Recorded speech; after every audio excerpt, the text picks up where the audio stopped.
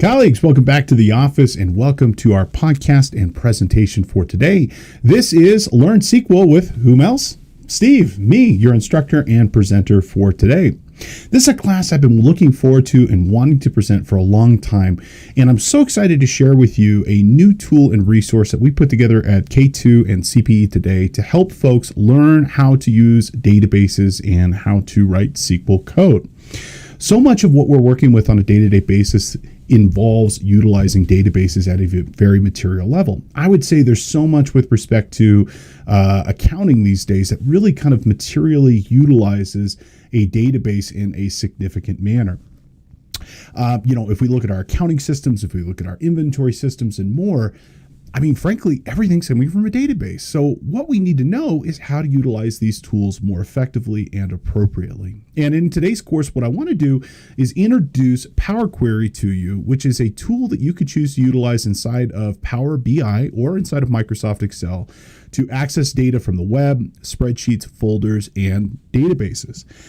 You can use Power Query as what we call an ETL tool, extract, transform, and load, where you can pull data out of a database or spreadsheet or a folder or even a PDF for that matter, and then be able to present that information in either Power BI or Excel.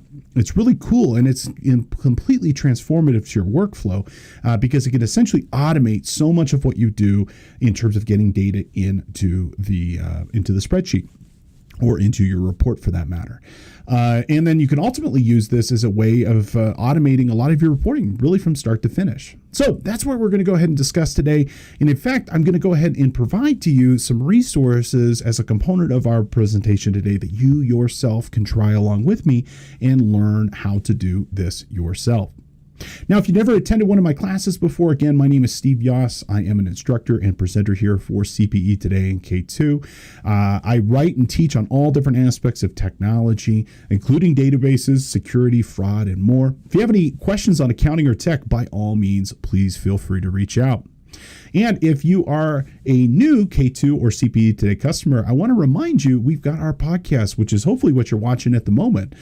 We have a podcast that we present twice a week, bring you the latest and greatest from technology and accounting and business knowledge, really everything you need to know. Our podcasts, like today, will bring you in-depth analysis, review, knowledge on topics that can help you in your profession. You can always watch or listen for free on wherever you happen to receive your content, including Apple Podcasts, Spotify, Google Play, and more. And you can watch live and attend live. Hopefully you're watching live at the moment, twice a week, Tuesdays and Fridays at 11 a.m. Pacific. And if you'd like to attend for credit, you can certainly do so. And if you'd like to watch or listen after the fact on the device of your choosing, guess what? You can go ahead and do that as well. Now, just as a reminder, if you are a new subscriber, thank you. We really appreciate you coming and watching our content. Why don't you get a free podcast course on us? Use one free podcast at checkout. When you go to cpetoday.com, you can make today's course or any other course of your choosing completely free. Now, a couple quick things for our folks who are attending live today, just as a quick reminder. If you are attending live through Zoom at the time of this is being recorded, just as a reminder, we're going to go ahead and confirm your attendance and engagement through polling questions. We're going to go ahead and pop one up here so you can check it out. There'll be 4 for this presentation, including the one you're seeing at the moment. Doesn't matter what you choose, just choose something so it can confirm your attendance. You will receive your certificate at the end of our presentation. You should get it by the end of today. And as long as you've responded to 75% of those, you will receive full credit. And please take a moment to remember, we've got our course evaluation. Love to know what you think. That'll pop up for you if you wouldn't mind just letting us know. It should only take you a minute or two, and it's really helpful for us to complete and produce new content for you. And if you have any questions attending live today with respect to our class, please feel free to use that chat box and let me know what you are interested in. Alrighty, folks, we're going to go ahead and get started here. So without further ado, why don't we go ahead and kick this off?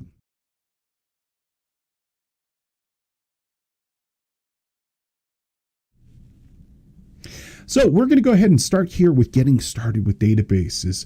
And I want to point out, if this is your first entrance into working with databases, you might want to check out our first 2 episodes in this series, which are also available for free at cpetoday.com. You can go to cpe.cx DBB1 and DBB2. You can watch these episodes for free.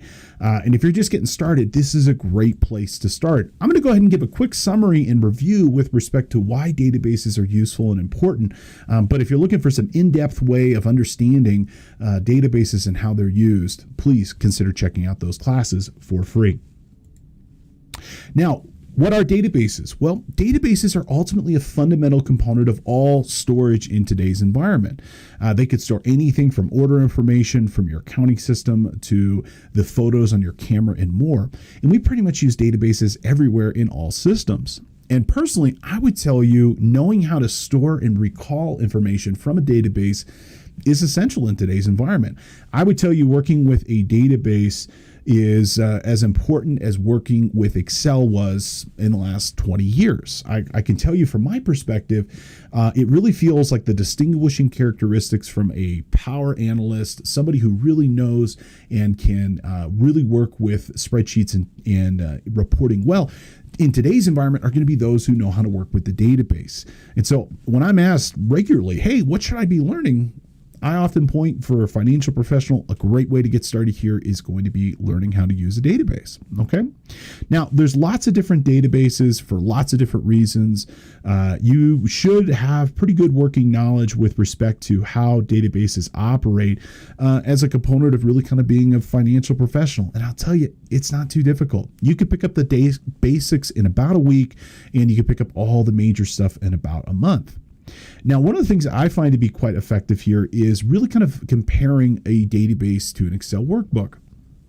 So think of it this way. A workbook is a collection of worksheets. A worksheet is a collection of rows and columns. Rows and columns are a collection of cells, and cells are ultimately the things that are collecting data. Okay, so if that's it, what's it compared to with respect to a SQL database? Actually, I think I've got these two mixed up. So on a database side of this, well, think of a database as being a collection of tables, and tables are like individual silos of information that you can choose to use inside your organization. Okay, what are tables? They're ultimately a collection of rows and columns. Rows and columns are a collection of cells. Cells contain data. Think of a database as just being a more formalized Excel workbook. Okay. Now, there are some differences that you should be aware of here. For example, and this, again, I'm sorry about this. This should say an Excel workbook. In an Excel workbook, a user directly creates and works with a workbook. They can make it any way they like. It can take any form the user would desire. And there's good workbooks and there's bad workbooks. I'm sure we've all experienced this. I will say that an Excel workbook is less formal. They're easier to work with. You can apply formulas anywhere within your worksheet at any level and then change wherever that formula is applied. So if you want to do the same formula for the first 5 rows and then a different formula thereafter, you can do so. You also are dealing with building formatting and making the visual appearance of this. So you can make a workbook look any way you'd like. Now, typically there's going to be difficulty sharing, security, updates, things like pivot tables, charts, and graphs, and more are going to, sometimes require a little bit more effort to get up and running. Now, a database, on the other hand, they're set up in advance, typically by someone else, and I'm not going to try to impart the knowledge, at least at this point, for you to create your own databases, but I will say you should know how to work with them. And databases will have a specific form and function. It'll be a sales database. It will be a payroll database or inventory or something else like that. They're typically going to be more formal. They are going to require some knowledge, which we're going to work about in today's episode, as well as our prior ones and future ones, to hopefully get you up and running here. And I will point out that with respect to the visual appearance, that's separate from the data. Today, we're dealing with just solid data. So no formatting required, at least from the database perspective. You could certainly apply formatting at the spreadsheet or Power BI level. Now, databases deal just with data, so no functionality for pivot tables, charts, graphs. We pull that data out, and then we use ultimately another tool to make that possible.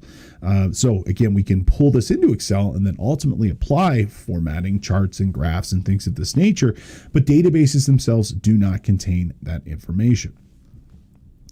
And the other thing you need to know is that formulas apply uniformly to all data. With respect to this, with the data itself, when we apply a formula to our database, well, guess what? That's going to apply uniformly throughout the entire scope of that formula. So it's not like we can apply it discretely just to a selection of rows. Typically, when we're writing formulas inside of a database, they're for everything. Now, there's really only three things you need to know from my perspective to really be up and running with respect to working with the database. And these are the three things I want you to spend some time learning. Those are keys, relationship, and then normalization. Now, keys are going to be the unique identifier for a record. They're going to be the things that help you find things in a database. And you've got keys all around you. Invoice number, customer ID, social security number. Those represent a discrete thing. And if you know that number, you can go find things about it. Now, when you're pulling in data from Power BI, from a database, or from a spreadsheet, 9 times out of 10, you're going to have to map relationships. And that's really kind of just mapping the different keys on top of each other so that when you see order ID in one table and order ID in another table, guess what? They are going to be the same thing. And then Power BI just knows, or Power Query just knows, to pull those two things together. And it's the most fundamental way that we map our data. And that mapping is called normalization. It's a process of translating away from a database storing data to a more human-friendly process. And it's really identifying the major descriptors, so order ID, customer ID, so on and so forth, between those different tables and forming the relationship. And that relationship, that's the process of normalization. Now, today's class, again, is Learn SQL. So what the heck is SQL? Well, SQL is structured query language. It is the language of databases, and it is a special purpose programming language. So guess what? If you are learning how to work with SQL today, you're actually learning how to program. How cool is that? And it is a standard, whether you're working with MS SQL, Microsoft SQL, MySQL, Oracle, Postgres, and there are lots of other derivatives. SQL is SQL is SQL. And the best way I could describe it is there are definitely nuances between different technologies, very similar to probably like Spanish, where you have Spanish spoke in Spain and then Spanish spoke in Central America and in other parts of the world. And yes, they're all fundamentally the same, but a little bit different in vocabulary and syntax and grammar. It's the same with SQL. But if you know the fundamental principles of how SQL operates, it doesn't really matter what language you're specifically using or database technology you're specifically using. It's all the same. And it's built around this relationship model that all data is represented as keys, and we group it together using these common relationships. Now, what we built for you is our Learn SQL service, which I'll talk about here next, which is a safe playground for you to be able to experiment, learn, and connect with things, and be able to try out working with SQL data in an environment that's not your company's data, okay? That you could screw something up and it won't actually have a big impact with respect to your information. You want to understand that with respect to your databases, that they are by their nature very formal, complex, and unique, and that there's really kind of no undo button. And you want to make sure that when you're doing something that you know what you're doing here, because when you update or delete data in a database, 9 times out of 10 it's permanent, because there's really kind of no history of those in the same way that you would see for like a Excel workbook. So what we have provided for you is a safe playground for you to kind of experiment with different types of accounting systems, where if you make a mistake, you don't have to really worry about it screwing up your production data, your actual company data. It will go ahead and just be a safe environment for you too. Okay, so with SQL, besides being no undo and delete, I will tell you it's a formal. Things are structured, so spelling, syntax, grammar, all of that matters, as well as how you ask the question matters. And so with respect to writing your question, a big part of it is just understanding the nature of the data you're working with. You know, where are orders kept, where are customer information kept, vendors, that kind of stuff is important to know. Now, the good news is you can use a database for anything, and we've got several different examples here, and really you can use it for really every type of project, especially once you get the hang of it. You're probably going to find yourself using it a lot more than you expected. And let's go ahead and have a review question here and talk about maybe how we might want to use databases. So here's our first review question here. When should you consider using a database for your project? Okay, when you want to store large quantities of diverse data for your application. Absolutely. Databases are fabulous for storing diverse quantities. You could store anything from photos to text data to order information and more. There's really no limit on what type of information you could store, especially if it's diverse. You could store all different types all next to each other. Okay, multiple people or systems need simultaneous access. Absolutely. Databases are designed for multi-tenant, multi-user access. So you can have multiple companies, multiple users that all can access and work with that data at the same time with each other. Databases are useful when you have complex security requirements and you need specific permissions. With Excel workbooks, we get very limited options with respect to security. It's really all or none. But with databases, we can create individual user accounts and more. So the correct answer here is really going to be all of the above. All right, let's move on and let's talk about our next major topic here, which is going to be Power Query. Now, Power Query is a tool inside of Excel. It's what we call a data preparation engine, also sometimes a ETL tool, extract, transform, and load. Now, Power Query allows users to hook up their data to a spreadsheet and then dynamically retrieve data from somewhere else. It could be another spreadsheet, it could be a database, it could be information from the web. And increasingly with our accounting system, we're pulling data directly from that accounting system, which is that database component here. And what you can do if you master Power Query is that instead of exporting reports, in CSV format or Excel format, or even copying and pasting, you can tell Excel through Power Query to dynamically retrieve that data right from wherever that accounting data happens to be. So that could be QuickBooks, that could be Sage data, it could be Xero data, it could be data from the web, or really anywhere else. Now, it is what we also refer to as an ETL tool, which allows us to extract the data, but then also transform it. You know how when you're often working with data that with respect to the data itself, you're often maybe having to change columns, resort things, add total rows, remove total rows, pivot or unpivot the data. Well, with Power Query, guess what? You can teach it how to do that, and it will remember what you've done, and then it will perform those actions again in the future. And so this principle of write once, refresh many applies in this instance, in the sense that we do the work with this once, and then for all the work that we need to do in the future, those subsequent refreshes where we're updating it from one month to the other, it'll just go ahead and do it for us. It's really one of the best tools that are out there and one of my absolute favorites with respect to day-to-day life. I can tell you that if you use Power Query at a very deep level, it will fundamentally change the nature of how you prepare your projects. And it will improve vastly pretty much everything that you do on a day-to-day basis, because no longer will you have to really run reports. You can access it and work with it at a data level. Now, if you've never worked with Power Query before, something you should know is that it is part of Excel. Now, it's been in various forms over the years, going back as far as about 2013. It's actually an add-in that you can get for free from Microsoft. It was native in 2016, but it has significantly been improved over the years.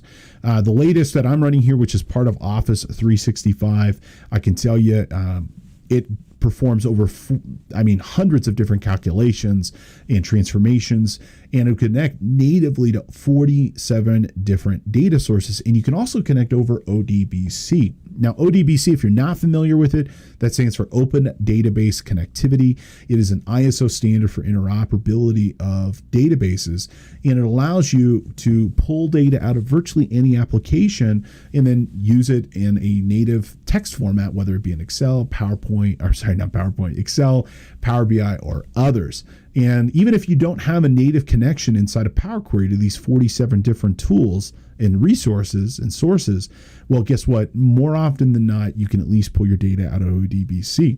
ODBC is never my first choice of pulling data out of a database, but what's nice is that barring any other option, I can still get my data out.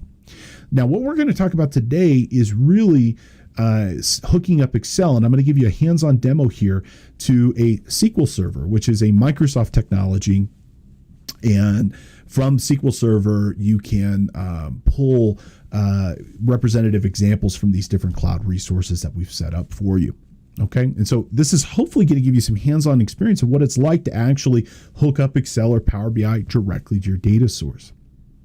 Now, what are some things that you can do with Power Query? Well, you can import data, again, virtually from any type of resource, databases, spreadsheets, websites, or more. Today, we're going to work primarily with databases, but if you had other worksheets or other website or data on the web, you can pull that data in as well.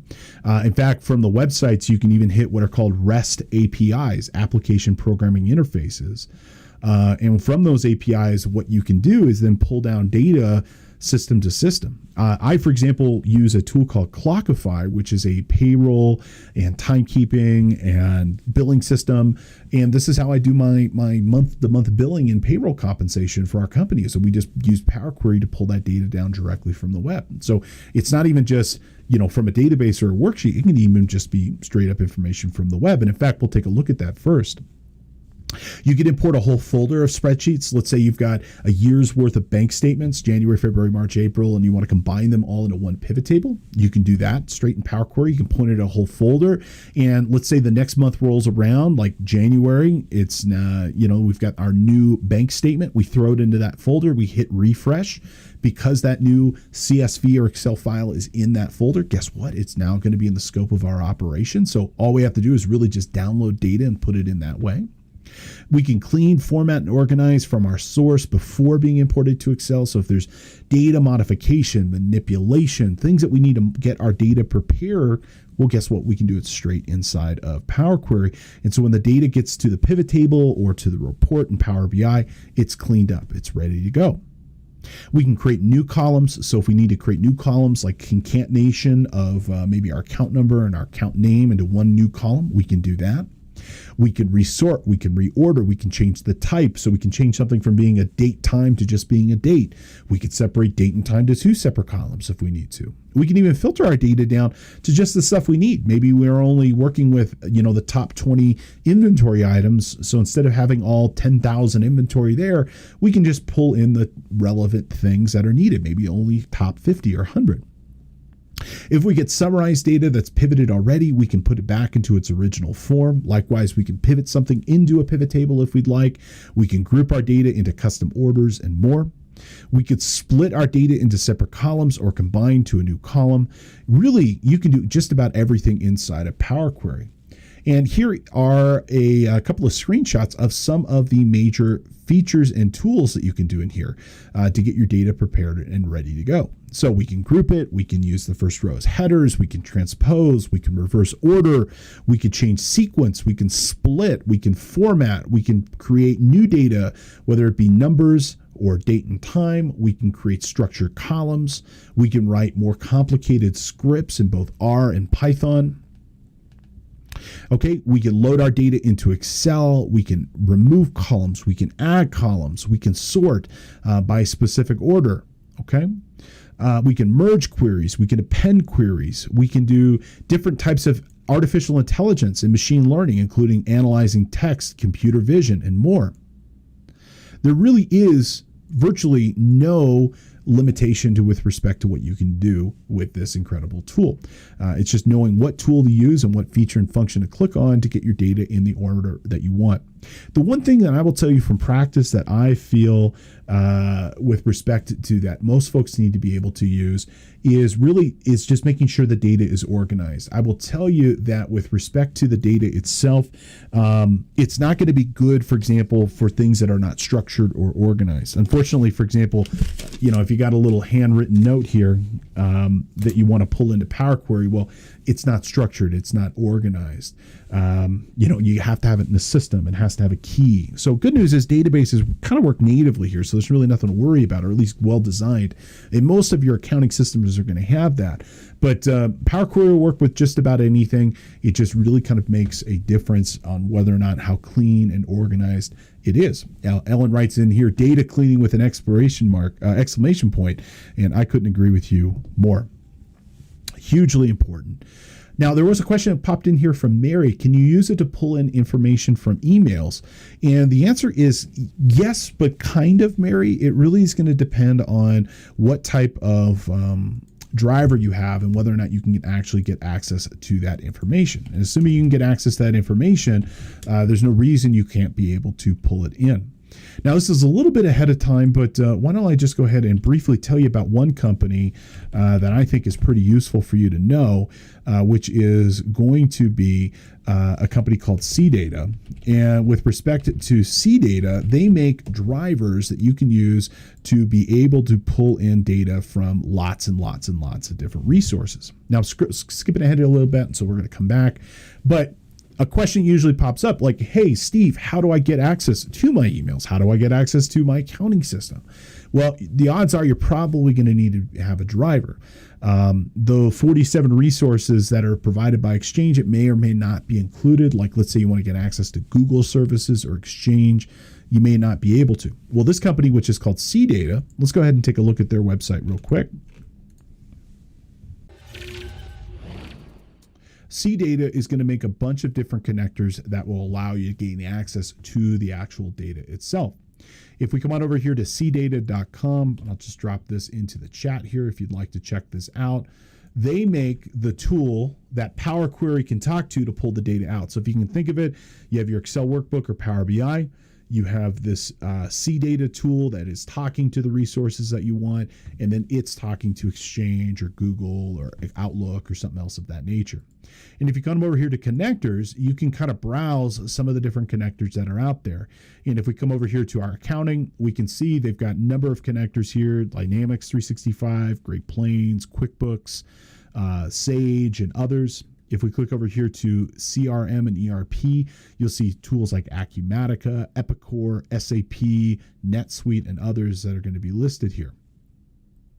And if we just do a search, and I did a little search ahead of time. So let's just say, Mary, for example, you're using Microsoft Exchange. Well, they've got a tool, for example, that you can pull in data from Exchange. Now, to be upfront, I'm not sure exactly what the scope of the data it can pull. I'm not sure if it goes all the way down to individual emails or more, but this is a tool that you could pull data out of Exchange, which is one of the more common communication platforms that are out there from Microsoft. But this is a pretty cool tool. This is where I would get started with respect to trying to figure out if you can utilize and pulling in that actual data. Now, one other thing I'll point out also, and we'll come over here in a minute, we're going to take a look at Power Query once we get started here. There are also some native connectors to Microsoft platforms as well. And in fact, if we come over here to get data from other sources, there's also this other option here from Exchange Online that might also serve you well. And from this particular tool, you can connect to, I think, your Office 365 platform, and you could plop in your, in this case, your mailbox address. So you got two different options here. Hopefully this native one from Microsoft would work for you, but if not, you can check out that CData one. I hope that answers your question. If not, go ahead and feel free to send a follow-up. Now, once we're getting started with this, you should know that with respect to Power Query, there are a couple of main areas that you should be familiar with. And we're going to take a look at these hands-on here, but let me summarize it and then we'll get started. So when you're using Power Query, okay, there are 5 major functional areas. You've got your toolbar up at the top, which is going to be how you navigate the experiences. We're going to access the different transformation tools. You've got your workspace down here, which is going to show you what the cleaned up data looks like at any different stage and what it'll be delivered back to Excel or Power BI. On the left, you're going to have your different sources. One of the cool things with respect to Power Query is you can connect to lots of different things. So it's not just one thing you can connect to. You can connect to lots of things. And over here on the right, you can see the different transformation steps of what you're connecting to and ultimately bringing that data in. And without further ado, why don't we go ahead and try to connect to some data and actually pull some stuff into Excel. Now, what I've got for you today is our sample data server, and it's learnsequel.cpetoday.com. The username is CPE Today, and then the password is learn with us, each word capitalized with an exclamation mark. Okay. And if you're looking on the screen, you can see the credentials listed here. And if you are attending for credit today, you'll get a copy of these materials. So don't worry about having to write it all down just all at once. But these are going to be the credentials that you can use. And this server is available both in Microsoft SQL as well as at MySQL. So you got a couple of different ways of being able to interact and check with that data. And what we're going to do here is we're actually going to use these credentials inside of Excel to be able to access some cloud data. And we're going to pull down some data from some different places. And what I've done here is I provided real world examples of sample files for QuickBooks Desktop, QuickBooks Online, as well as many other common systems. And I'm going to add more over the next couple of months as well to give you a sense of different types of databases and what you might want to choose to do. But this is truly reflective of what it'll look like when you choose to access cloud data, because it's going to look and feel and the experience will be the same. So if you're using QBO or QBD, you can use this right now. And although it won't be your company data, this will be the same process that you would go through when you choose to hook up your company data. So we're going to go ahead and get started here with SQL Server, and we're going to pull down some sample SQL data directly into Excel. Now, I have provided here some samples that you can go ahead and kind of work your way through in terms of like click by click, do this, do this, do this, do this. I'm going to choose to demonstrate this for you. But again, realize in the materials, you can just follow this. And I've got kind of step-by-step guides on put the server address in here, here's where the password goes. Don't worry about this, so on and so forth that you can choose to follow. But let's have a review question and then let's actually do this. So here is our review question. What is the purpose of an ETL tool? Okay, remember, extract, transform, and load. Okay, so is it to extract raw data from standard data sources such as spreadsheets and databases? Absolutely. ETL tools are designed to extract data from multiple different places and combine them together.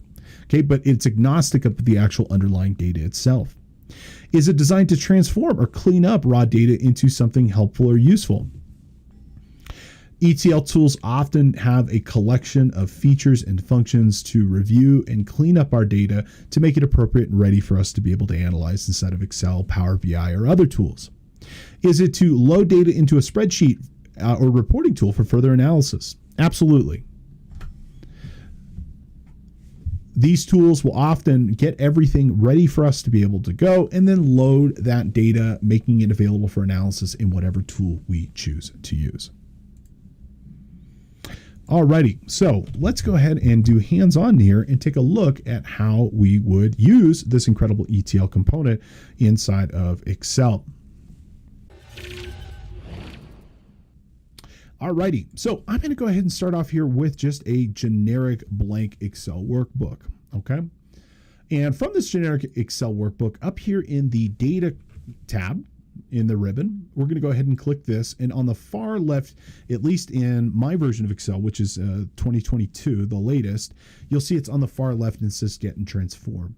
And you also see Queries and Connections. Okay, these two work groups, the Queries and Connections and Get and Transform, these represent the functionality of Power Query.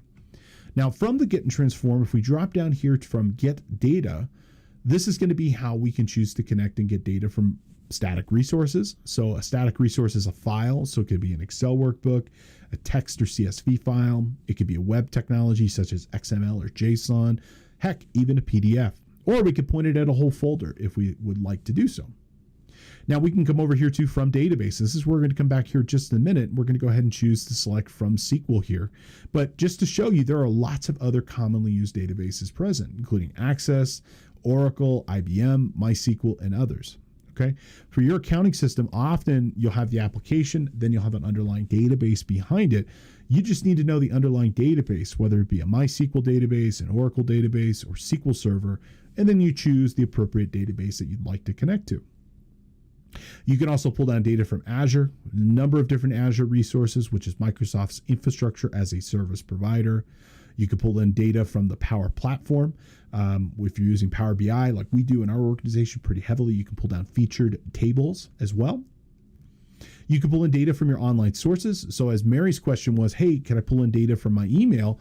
Yeah, you can. You can pull in data from here. And if this doesn't work for you, again, you've got other options and other tools you could consider using that might work a little bit more effectively for you, including that C data.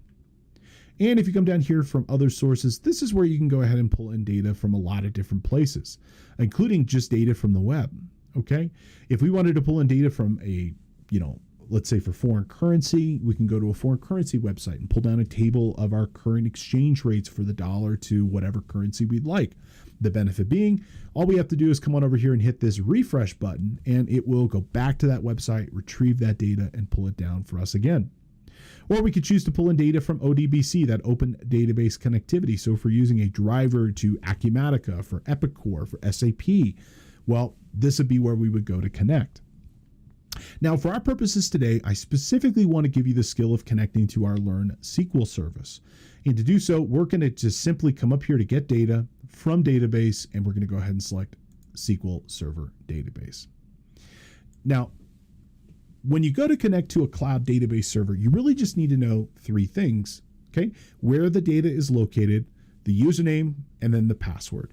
Now, the username and password for the data could be your existing username and password to the data. It could also be something that's assigned to you from your IT department. Now, if you don't have direct access to this database, you're going to want to have a conversation with your IT team first and ask them to create, and here's the words you should tell them: I would like a reporting server user for me to be able to extract data from the database and report upon. Okay. Now, usually if you tell a database administrator you want direct access to the database, they're usually going to be pretty on edge about something like that. Okay. But here's what you want to say. You want to say, hey, this is going to be for reporting purposes. It's going to be read only. It's going to be something that I don't want any write modification. So I don't want to be able to write data back to the database. I just want to be able to pull data directly down. And then hopefully that will calm their fears, and then they will give you an address for that server, a username, and a password. Now, for the example that we have here today, okay, we're going to go ahead and just use the sample credentials, which are going to be learnsql.cpetoday.com. Okay, and we're going to go ahead and put this in here and hit OK. Now, what this is going to go ahead and do once we click OK here is that it's going to connect out of the database. Now, in my instance, I've already connected to this database before, and it's going to try to remember that, and then it's going to recall my settings, and then it will allow me to ultimately choose what tables I want to interact with. But for you, it's going to go ahead and pop up a username and password, which we'll take a look at here as well. Okay. Now, other options here under the advanced, we can specify database. At least for the moment, we're going to leave that blank. You can leave this command timeout in minutes blank as well. And for my power users, if you know the data you're specifically looking at, the code, the language, the literal SQL code here, you can go ahead and type in the actual select statement, and it will run the query exactly as written. So if I type in like select star from customers, and I was connecting to a accounting system, that select star from customers is going to go ahead and select everything. Star always means everything in that particular context. Okay. But we're going to use the interface today, so we don't need to worry about this. And we're going to go ahead and click OK. And it's going to pop up this navigator, and it's going to allow us to be able to select data. Now, I'm going to do this demonstration more than once, so if you miss it the first time, don't worry about it. And in fact, I'm going to clear my credentials in here so you can look like what it sees when you pop in a username and password. But for those of you who might be following along at the moment, the next screen you'll see, it'll say what type of authentication you want. And it'll say Windows authentication. It'll also say SQL Server authentication. You're going to want to use that SQL Server authentication and then put in the username and password for that demo account provided. Okay. It also might pop up something about security. You can just disregard that notice. That's a pretty standard notice for Power Query. And when you click next, it should pop over here to this navigator section. And if that's a little confusing for you, we'll do this demonstration again here in a minute, and I'll try to show you what it looks like to authenticate. Now that we're in this authenticator, in this navigator, we can actually view the different databases. And what we've got here are several different examples of databases that you could choose to use. Okay, so AdventureWorks is a standard Microsoft sample database, and it will show you a whole bunch of different examples of data and of sales data, of person data, purchasing data, so on and so forth. And it's a full, like, comprehensive management solution that you could choose. And what you ultimately want to do when you're working with database data is just kind of get a sense of what you're working with in what we call the schema, or the organization of this information. If we look here for this sales customer as an example here, we can click on that and it's going to give us a preview of what that sample database looks like. And in this case, we can see that we've got a customer table that looks like it's tying back to a store table. It's tying back to a person table, but it gives us a sense of the data inside of that specific table. If we scroll down here a little bit further, we can see we've got other databases, including our classic models database. This is just a really simple example of a car dealership, that's selling different cars to different people. We can see customers, we can see employees, orders, so on, and payments, so on and so forth. We have our Concoso database. This is a big database. This particular database, while very simple in schema, has a large quantity of information. This will give you over, I think, 1.2 million sales records that you can actually use. So if you're looking to work with large data sets, this is going to be the database that you're going to want to work with. We've got a sample database here for a company that does DVD rentals. So if you ran a DVD rental store, if it's 1998 and you want to remember what it was like to maybe own a movie rental place, well, here is an example of what that database might be, including the different stores, the different staff that work there, including a listing of the different videos that are available for rent, the payments, and more. And scrolling down here, probably the two that I think are probably going to be the most helpful for folks are going to be the QuickBooks database, QuickBooks Desktop, as well as QuickBooks Online. So QBD, QuickBooks Desktop, QBO, QuickBooks Online. And these are identical replicas of what you could expect to see if you were to interact with a direct QuickBooks database. So for example, coming in here to this QuickBooks database, what do you think the bills table would have? Well, the bills table is going to have all your bills. And this is exactly what it would look like if you were to query your data directly out of QuickBooks. You would expect it to be in this particular order. And what it would look like. If we come over here to our QuickBooks Online database, same thing. We can see there's a table for bills, there's a table for class, our employees, our invoices, and more. Okay. And from here, this would be what it would be like to actually start to work with QuickBooks data. And these are the exact tables that you would expect to see and exactly the order that they would be presented in and how they would actually work with. Let's go ahead and pull in our customer data here as an example. And when you're working with Power Query, if you come down here to the lower right, you'll see there's a load and transform. What we can do is we can pick the table or tables. I'll point out here in the upper left-hand side, you'll see this option that says multiple items. So if we wanted to select multiple tables and bring them in, we can go ahead and do so. But let's just work with our customer data just to make this simple here as a moment. To bring our data into Power Query, we can either hit load, which will take it directly into Excel, and that's the end of the story. We can also hit the transform button, which will take it into Power Query and make it be able to use, or we can cancel this operation.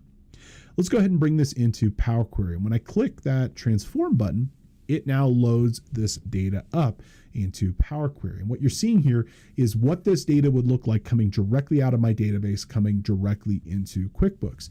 And with Power Query, we now have the option to be able to clean this up and make it ready for us to use. So if we scroll across here and we did nothing and we just went ahead and let's just do this here, click close and load. What it's going to do is it's going to load this data into, let's go to the correct workbook here. It will load this into Excel, and this is exactly what this data would look like. Okay. Now, where Power Query can be effective, so we've done the E, we've done the extract section of it, but we want to do the T, we want to transform it. Notice that when we pull this data in directly from QuickBooks, there's stuff that we don't need, like this sync token, or maybe I don't need the date and time that this user was created, or whether or not they're in a project. Maybe I just want to get a listing of my customers here. Well, with Power Query, we can transform this. We can make it ready and for us to be able to use, including getting rid of columns that might not be useful for us.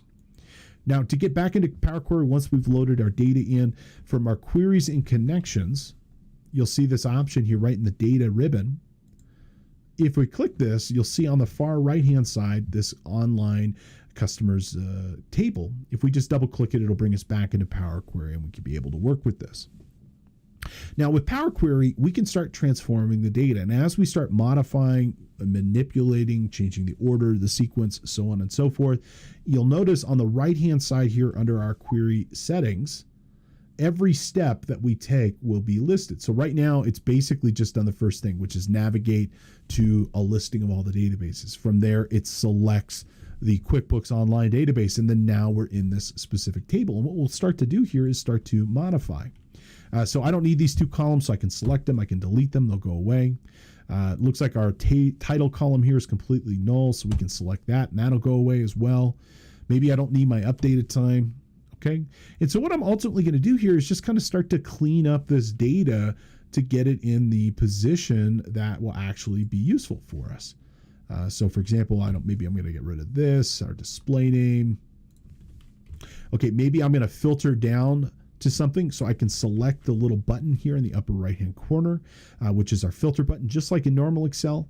And we could choose, for example, if there was options here where a client was not active, we could go ahead and choose only true, which would only show us our active clients, or false. If we wanted to, at any point, we can filter or sort in the same way that we do in Excel on these columns inside of here. Okay, so here we're going to get rid of a couple of these other columns as well. And just in the interest of time, I'm just going to go ahead and get rid of the other stuff that's not needed.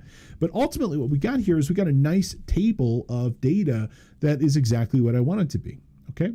Now I can also come up here. I can go ahead and change this from metadata underscore create time, maybe to, we can go ahead and say client added.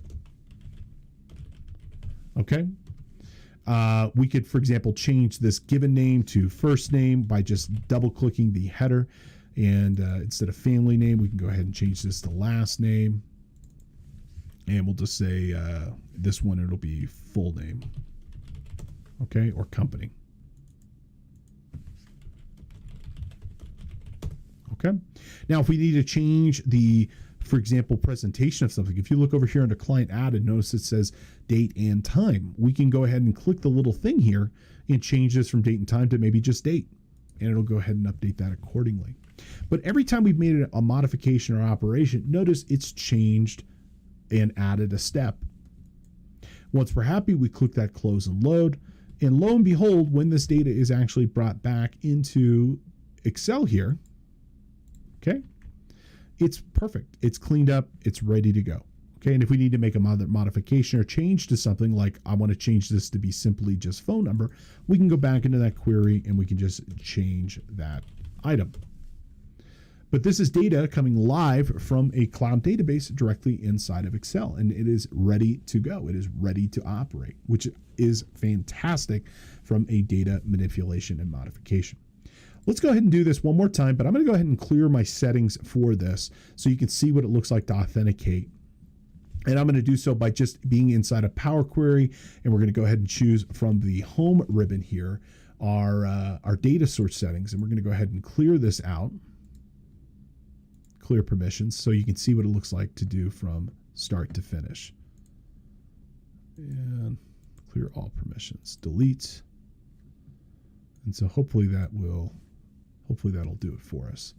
And I'm just going to start again with another clean workbook. But this time, let's go ahead and pull in a bigger data set. Let's look at that Concoso database and pull in some big data. I'll pull in the sales table, which has over 1 million records. Okay, same thing. We're going to go ahead and start here with a blank data Excel workbook. We'll come over here to the data tab. We're going to go ahead and choose get data from database from SQL Server. And we're going to go ahead and type in learnsql.cpetoday.com and we'll click OK.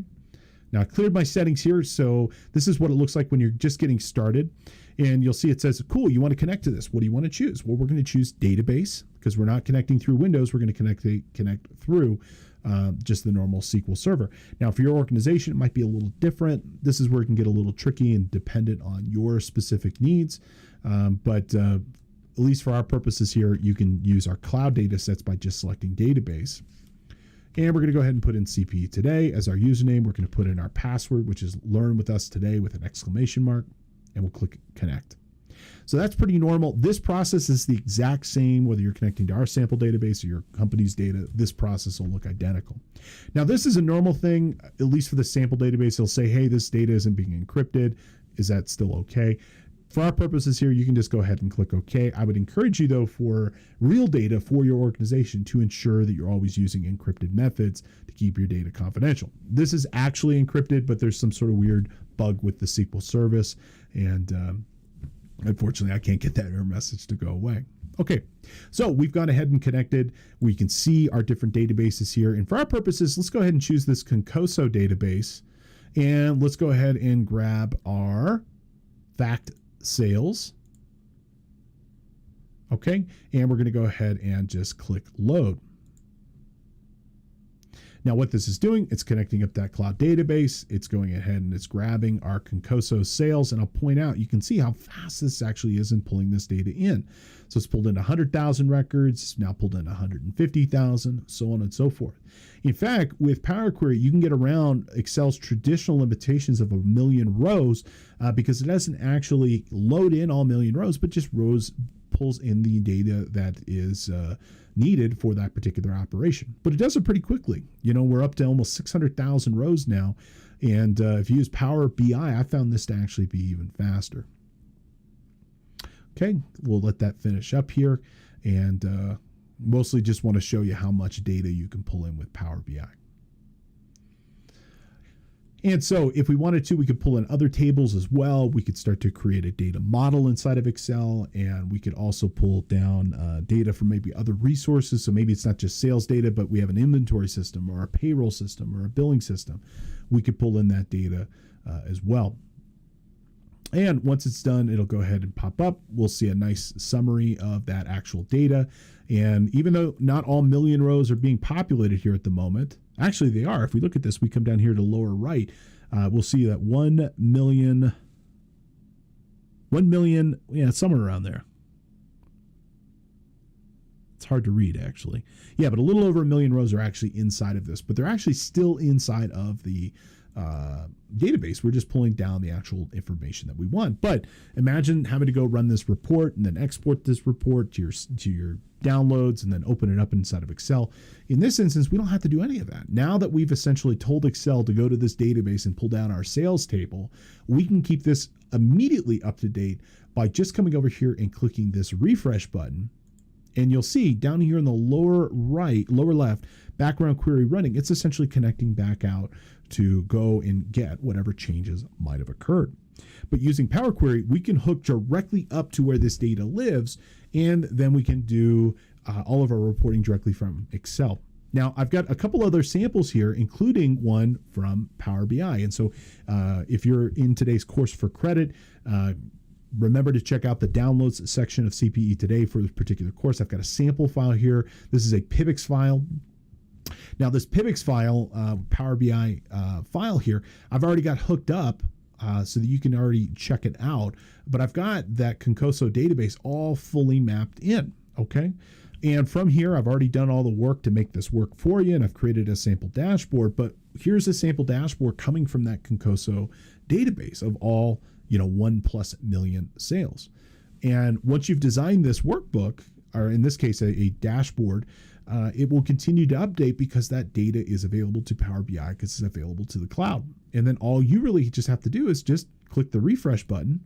It will connect back out. In this case, it's going ahead and connecting back out to that cloud database, and it is loading all that latest and greatest data into the workbook. And see here, it's actually moving pretty quickly. I found that Power BI from a data loading perspective is actually faster than Excel. And so here it's loaded in this case, all 1,000,000+ records in maybe about 20 or so seconds. Now, if you're working with Power BI, the way of getting data in is exactly the same as it is in Excel. You come on over here to the Home tab, get data, and then you just select whatever data source you need. And in this case, to map in your data for Power BI, if you want to try our reporting service, which is identical, you can go ahead and do the exact same thing here. Learn SQL.cpetoday.com, and you can select the database, the tables that you'd ultimately like to bring in, but the process is ultimately the same. Now, one last resource I want to share with you, and unfortunately we're going to have to start wrapping up here in a second, is there's other tools that can be very useful for learning how to write specifically and work with SQL specifically. One such tool is a tool called SSMS, or SQL Server Management Studio. This is a free tool provided by Microsoft, and I'll show you up a slide here in a moment, but you can actually connect using SSMS. Let me go ahead and connect here. And it's the same thing. You can go ahead and drop in the server name, in this case, learnsql.cpetoday.com, your username, CPE Today, password appropriately. And when you connect, you can actually see the full database, including all the different database objects that are in here. And you can actually view them and see exactly what they look like in their raw format. As a guy who works with databases every single day, this is exactly where I'm going to actually learn and how to work with SQL. And I would encourage you to check out our other 2 episodes in this series. We talk a little bit about what it looks like to write SQL code, but it's actually pretty simple. You just tell the database what you want, where it's to come from, and if it's a valid query, in this case, we're selecting all the countries in the world, it will populate a nice table for you to be able to work with here. But the same credentials that we provided for Excel are the same credentials that will work here as well.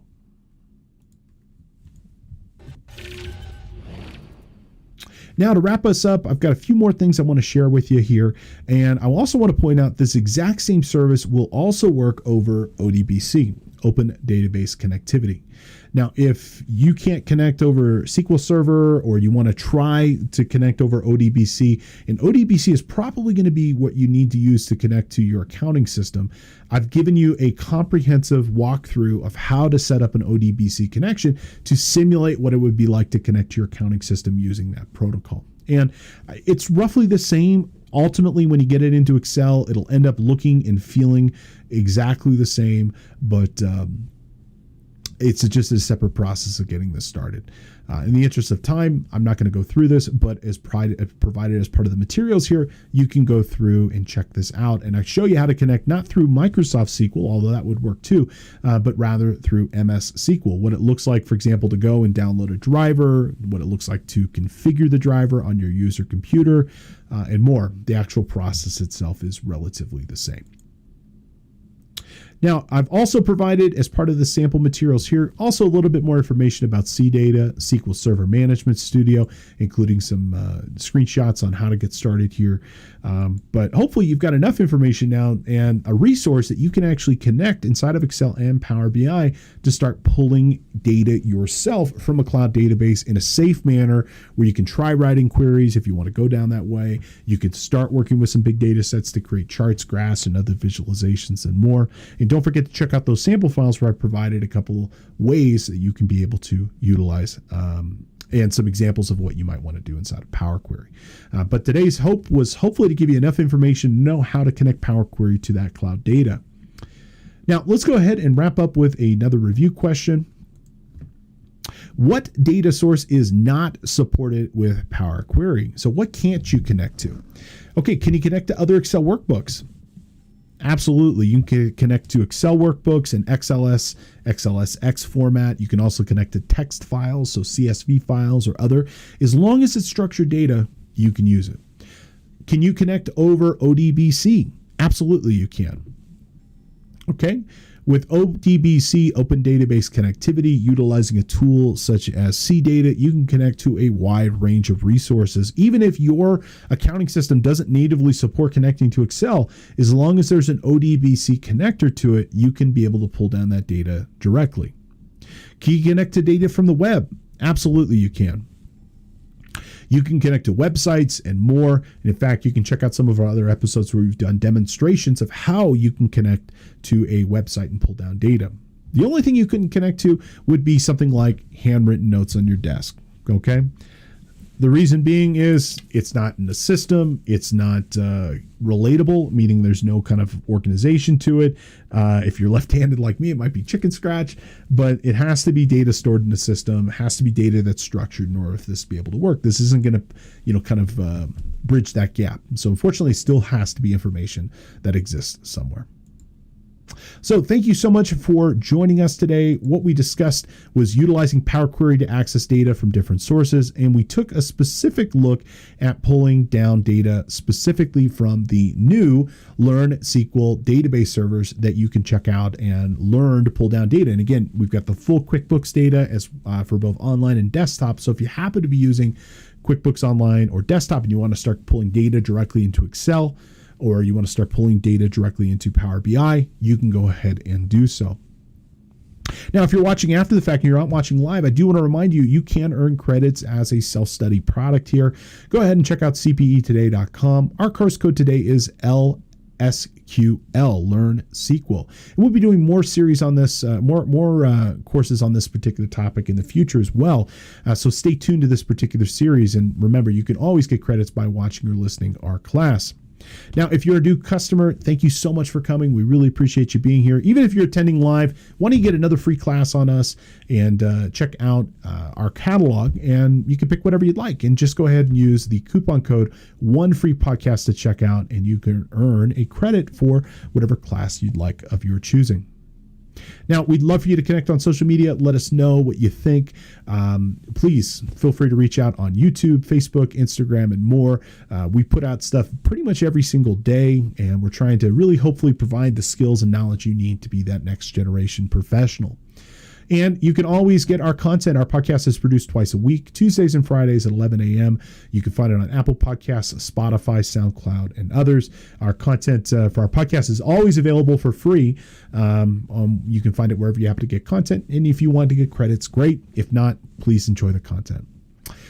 So thank you so much for your time and attention today. As always, it is a pleasure and privilege bringing this to you. I look forward to seeing you back in the office the next time around. Best wishes and good luck to you all.